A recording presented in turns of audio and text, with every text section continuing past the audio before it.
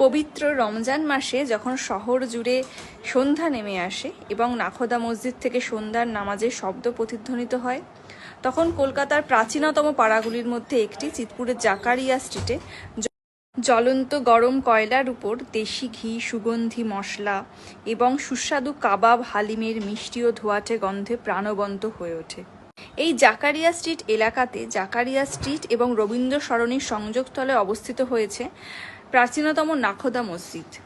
এটির 1926 সালে আব্দুর রহিম ওসমান এটি নির্মাণ করেছিলেন বলে জানা যায় এবং এই মসজিদে 10,000 জন মানুষ একত্রে প্রার্থনা করতে পারেন।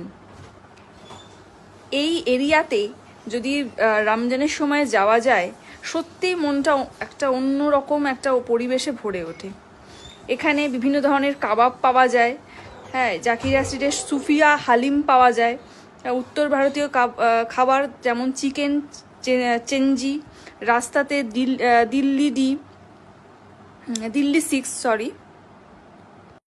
সহ আরও অনেক রেস্তোরাঁই দেখা যায় আশেপাশে ফুটপাতের মধ্যে ছড়িয়ে ছিটিয়ে রয়েছে। এছাড়া এই এরিয়া সাহেরি এবং ইফতারের জন্য বিখ্যাত। জাকারিয়া স্ট্রিটে এছাড়াও পাওয়া যায় সিমাই, শুকনো